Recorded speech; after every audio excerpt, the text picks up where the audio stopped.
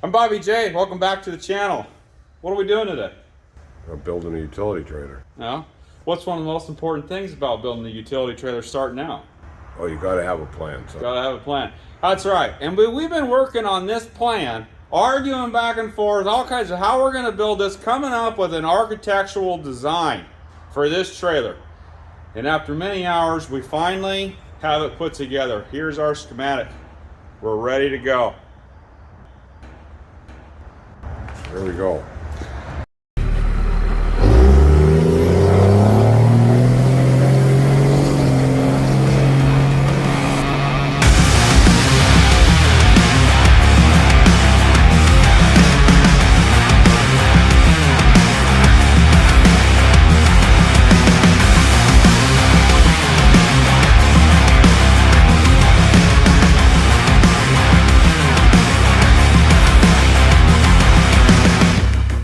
And that plan is pretty darn simple. We've got an old flatbed that's a pretty decent bed that has some sentimental value, so it's kind of too good to cut up for scrap or sell, but not good enough maybe to really go on another truck, because we got plenty of trucks with flatbeds, service beds, that sort of thing. So what my dad wants, he wants a tool trailer, a service trailer. He's more into that than having a truck of his own set up as a service truck. So we're going to use this flatbed that was his 30 years ago on his working truck, and we're going to go get into the scrap pile, the junk pile, the spare steel pile. We're going to find what we need to put together to build a trailer chassis for this bed, and even got a pair of old axles that were a freebie. Going to rebuild them. We're going to slap all three of these things together and see if we can't build ourselves a tool trailer for the cheap. But wait, there's more. Once we get this trailer built, then it's time to start actually getting the tools installed on it. First thing is a Deutz diesel powered Miller portable welder. I'm excited about that one. A full torch set, a Honda powered gas air compressor, a Montezuma triangle toolbox, a big huge homemade toolbox as a secondary box, and last is a 100-gallon diesel fuel tank. I better get to cracking. So what we got here, got ourselves a pair of old, crusty, nasty axles. These have been laying behind the shop for about 15 years, and what these came out of is an old RV fifth wheel. In fact, the story is this RV fifth wheel was dumped, abandoned alongside the road, out in the country, not too far from our farm, of course, and then set on fire and burnt to the ground. And you can see what's left of the tire that was on that rim.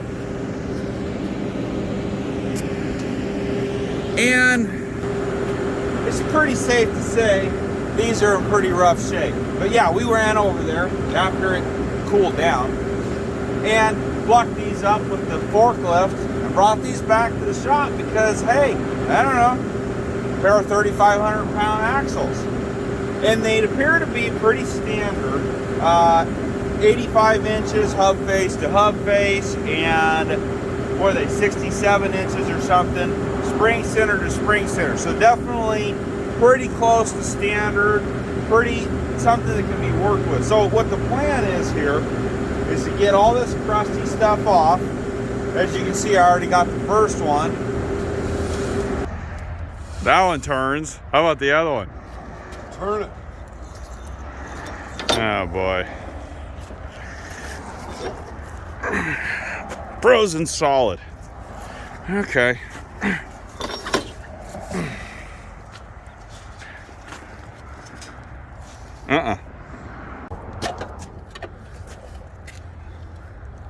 Almost.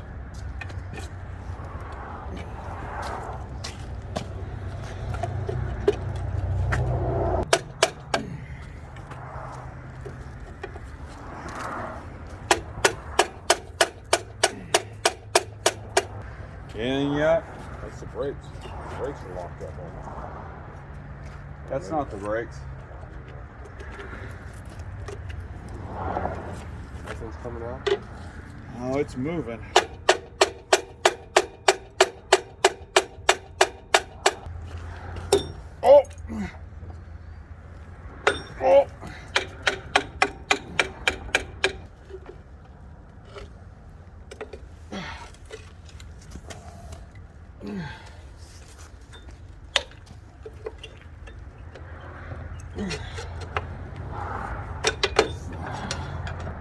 Okay. Plan B here. It's a slow process, that's Hey, for sure. that's everything I've done, you know.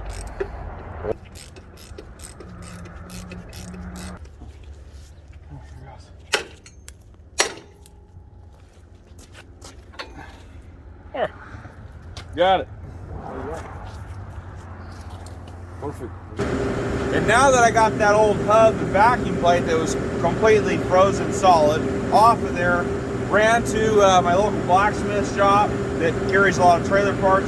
I grabbed a hub, drum combination, and a vacuum plate because I want to make sure that this stuff is standard before I start welding and making frames and everything that fits this spring center to center. Kind of make sure these are actually usable. So I believe they are. I'm going to throw this together, make sure all this goes together.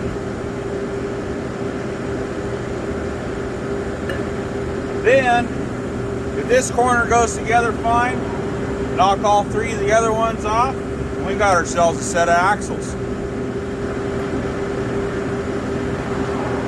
Ah.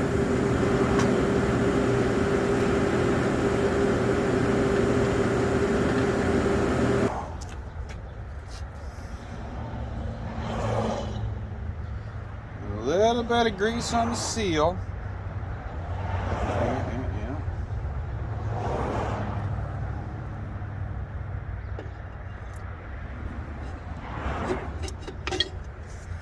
There it is. Okay.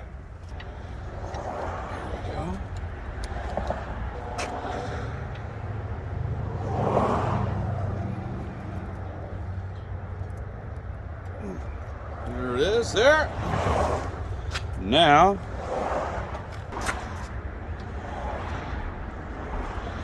I'm just going to feel,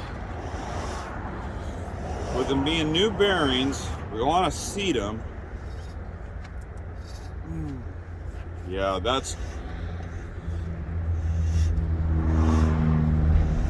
boy, that's a little too tight because, yeah, we got to go all the way here. Yeah, too tight.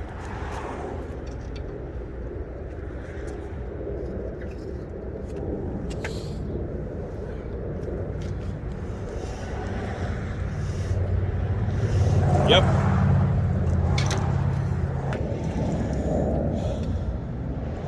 Okay, bend that, put the cap on. That one's done. 3 more to go.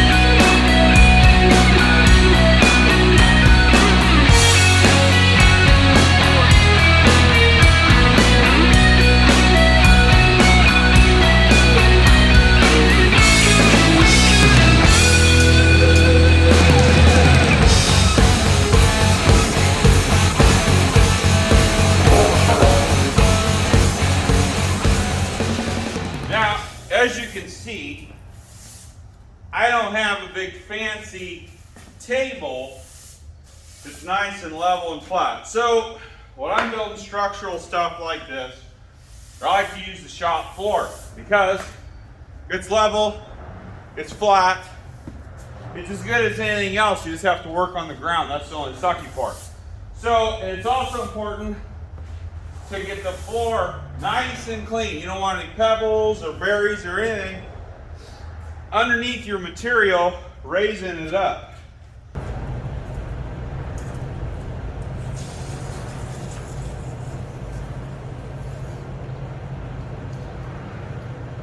$129 7/8. 129 7/8. Nobody touch it.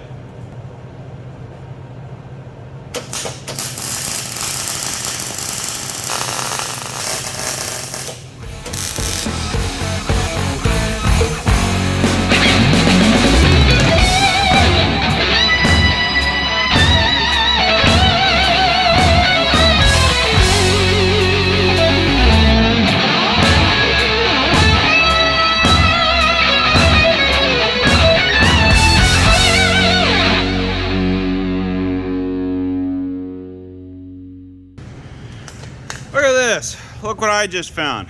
This appears to be a hanger kit, hanger kit for a tandem set of 3,500 pounders. I just found this on the shelf while looking for something else. This was buried behind some stuff, and I did not know we had this.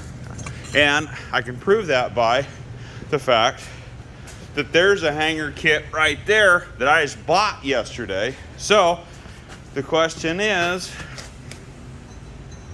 boom, that's it. Cool, another freebie. I get in there, really clean that up good. Get all that old plastic out of there and the rust. And then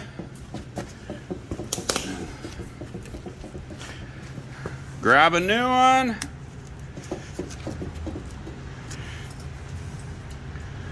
Little Peter slider. There we go.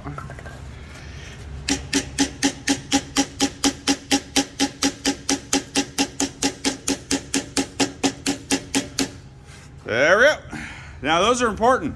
You'd be surprised how much play those little suckers take up. So if you got a ton of play in your hanger assembly on your trailer, replace those right there.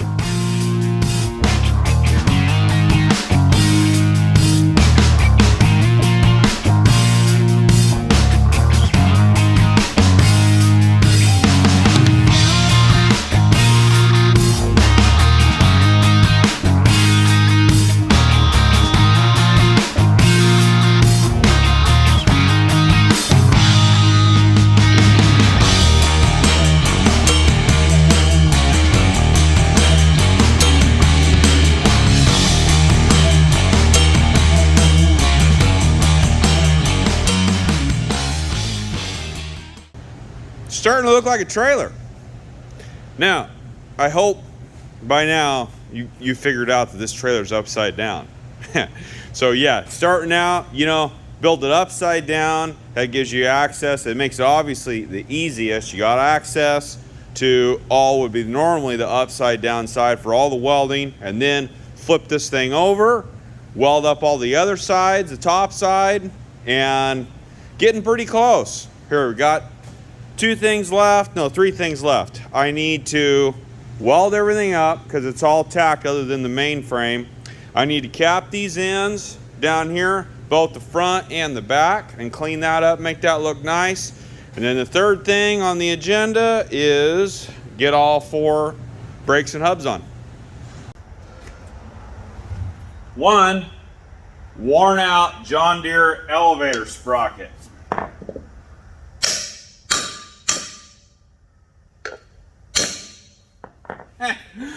Who needs a fancy snap-on seal driver?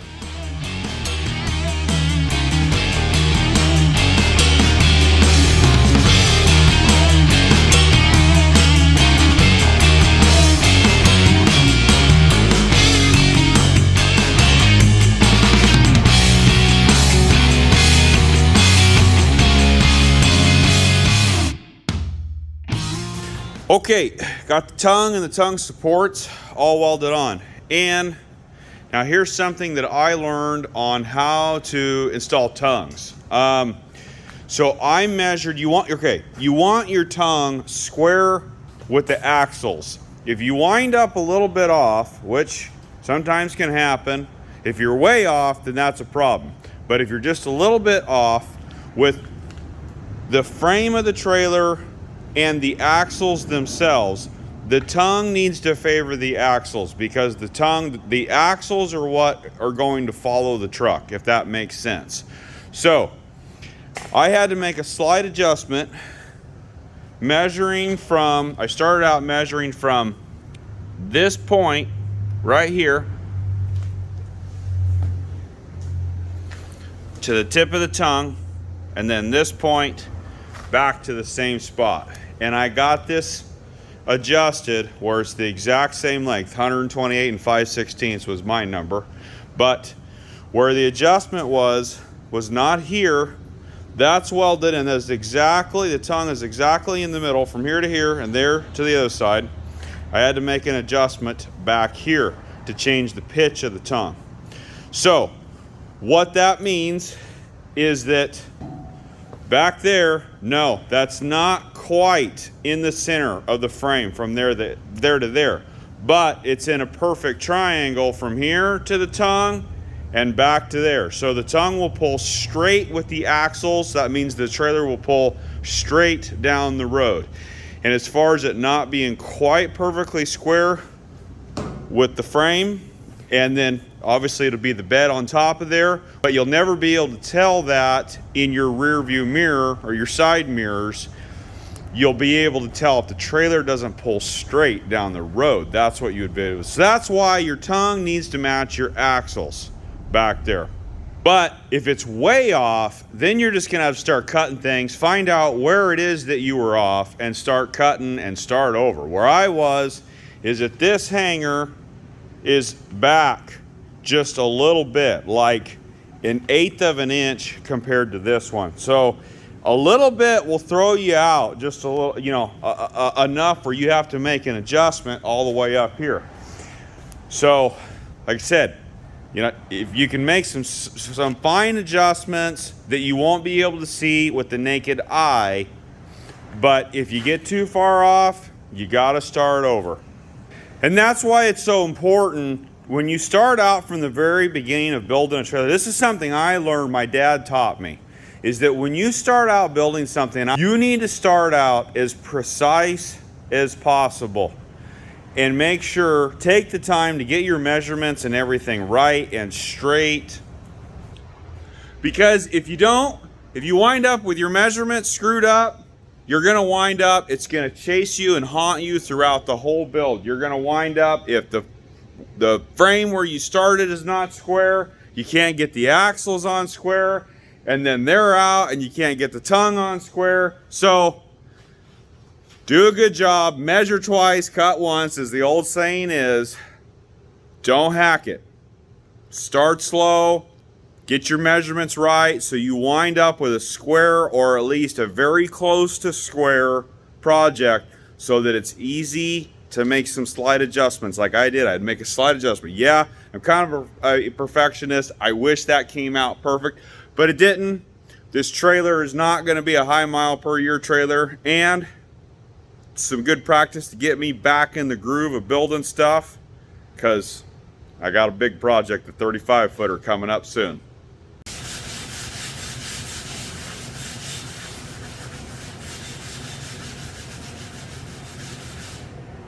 My favorite part.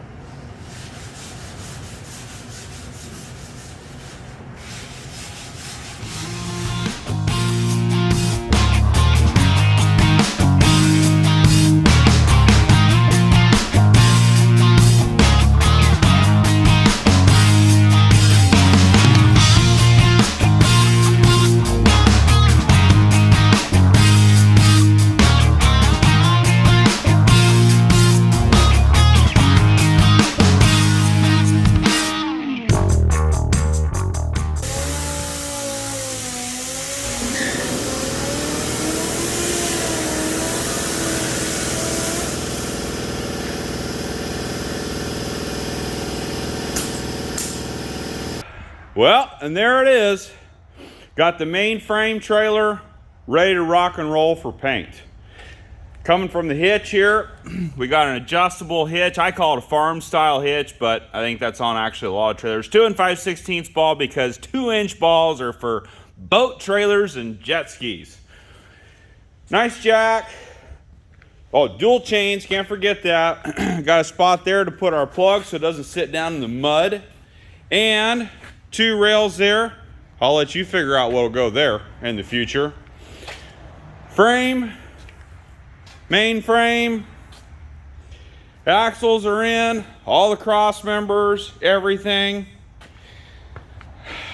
I'm not a big fan of the wagon wheels. I think the old rag tires here, the bias plies, I think they're gonna come off. We're gonna put some, try to come up with some better rubber than that. But so far, so good.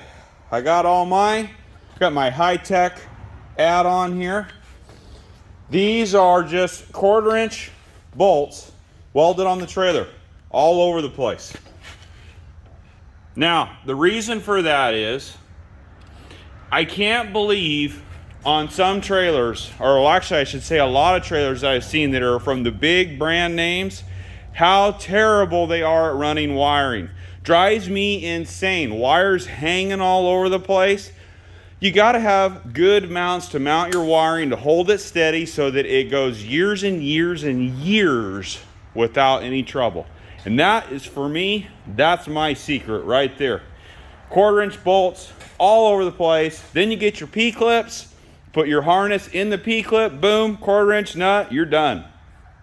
So, time to roll this thing out and squirt some primer on it. We're not going fancy here. We just got some Rust-Oleum, the rusty metal primer, the red primer, because we got some rusty metal. Now keep in mind, this trailer has been built out of mostly scrap iron. And I shouldn't say scrap iron, but iron that has been in the iron pile, that leftover steel from other projects, that sort of thing. There isn't a lot of metal in this trailer that was purchased, and you can pretty much tell what is. The fresh steel, yeah, that was purchased, and the rusty steel, well, that came out of the scrap iron pile, or the stock pile. And the axles, same thing, junk axles laying behind the shop. Got new hubs, new bearings, new brakes on them. They should be good to go. The spindles all look good, springs all look good, new hanger kit. So I'm gonna roll this sucker out of the shop, get this thing primered. Oh, and one last thing, you might be wondering, why am I primering it now? The trailer's not done. Well, because it's a heck of a lot easier to squirt this thing now, shoot it now, without the bed sitting on top of this. With how much rust and everything, I wanna get in and get a nice thick layer of primer on this trailer, get it coated good, and nothing beats not having a deck on board. Then let it dry good, then take the grinder, when we go to set the bed on, the deck on, then take and just grind some bare spots where we need to weld the bed to the frame.